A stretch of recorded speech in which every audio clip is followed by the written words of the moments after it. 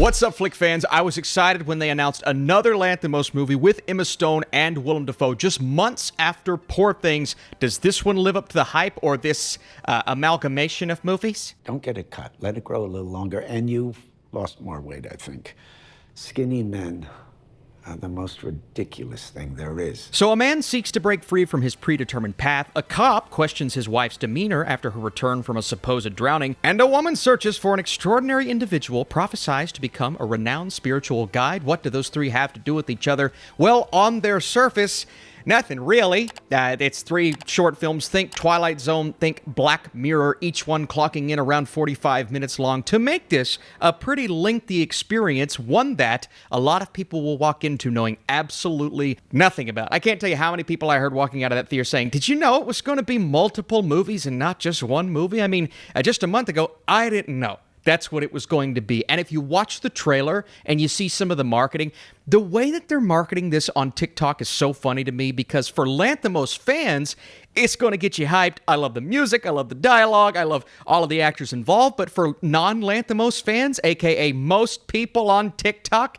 they're going to watch that and be like, what is this? What the is this? We'll talk about the three films individually. The cast for each is about the same every time, with Dafoe, Emma Stone, Jesse Plemons, Margaret Qualley, Chau, Mamoudou, Athie, each one of them playing different characters in all three movies, and this is not a spoiler, but there is one character that in the back of my head I'm like, is that a reoccurring character? And I haven't looked into it, but I'm pretty sure it was the same one in all three, and so that is interesting. Interesting. They're all three set in Louisiana. In each one, a character injures their foot. There are reoccurring motifs through all three of the movies, and the score, that raging, just blasting on the piano keys, is the same in each one. By the way, the score, I mean, you could call it a score, you could call it somebody just banging on a piano. Regardless, I actually liked it. At times it felt out of place. At times it felt like it worked extremely well. But the fact that it was the same in all three, I really like that. Reoccurring themes, reoccurring motifs. There are different kinds of kindness. People share experiences. They share trust. They share requirements. There are things about power and control, and how some people can control others in such a simple way, an exponential way, in a way that comes across as abusive. The first story specifically, with Plemons essentially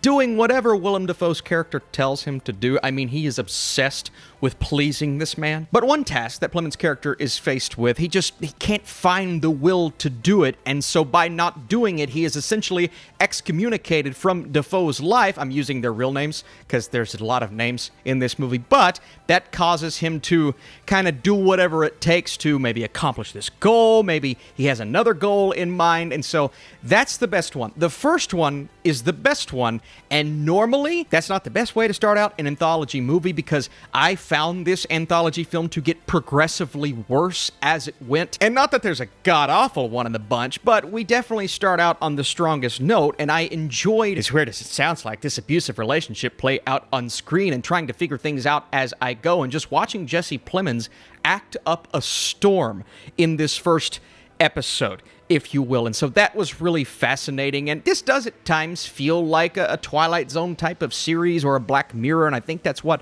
Lanthimos is going for. But again, there are themes and moments and sequences and scenes that connect this movie and connect each part of this film, and I still haven't figured out how exactly or what I'm missing that these reoccurring themes are leading to, and it's not seamless. And Lanthimos, he has two different styles of movies, to be honest. He has something like How to Kill a Sacred Deer or The Lobster, and then Poor Things and The Favorite, which are much more accessible via general audiences. They're going to watch those and I think respond to those a bit more than they would something like The Lobster. Now, I love The Lobster, and I love The Favorite, and so I have things that I adore on each side. This one definitely falls more into the abstract, more artistic, stylistic types of things. It's not one I would recommend to my friends. Like Poor Things, I had some friends, you probably like Poor Things. Maybe you wouldn't, but you would. Whereas this, I don't know who to recommend this. I mean, I'm not going to recommend my parents to see this film, because they'll walk out calling me saying, what is wrong with you? What the is this? He has reoccurring themes in all of his movies, whether it's trying to break away from power, abuse, control. I mean, we saw something like that play out in Poor Things, and we've seen that in all of his films. But in this, it feels like they're absolutely trying to nail that point in all three movies, and In one of them, it comes across a lot better than it does the other two, because the other two, specifically the story itself, and I understand a lot of what he's doing here is metaphorical, and it's supposed to mean something, and he's trying to say something, and I get that. And I actually really appreciate the fact that this movie exists, to be honest with you, because we've seen examples before of projects that weren't greenlit, and they sounded cool, creative, maybe not something I would love, but okay, you have to greenlight those types of things. It's important to get those stories that you're passionate about out there. That being said, me not fully responding to 2 out of these 3 movies within the movie is usually not a good thing. And with an anthology, you're not going to love... I didn't love every episode of Black Mirror season whatever, right? But you have those that stand out. And the first one for me, again, is the one that I really responded to. This strange relationship that Plemons has with Dafoe. Emma Stone's role in that one was something I was trying to figure out as we went. And it really was a horror, and I think all 3 are kind of a horror, but a horrifying situation that he's in and that people around him are in. Now, this second film is one that I was really invested in at the beginning. I just wasn't fully happy with the payoff because, and not that I need an explanation for everything, but I wasn't satisfied with some of the answers we got, with some of the things they were telling us, and overall, some strange moments are happening in that movie, and they never get any type of explanation. I am so confused. You have Emma Stone's character. She's been stuck on an island. She's returning from sea, and there's something about her that Plemons' character just doesn't recognize, and whether it's a different person in its entirety or something happened to her along the way, and so he's trying to figure it out. He's losing his mind along the way, and the people around him are like, okay, what's going on with you, buddy?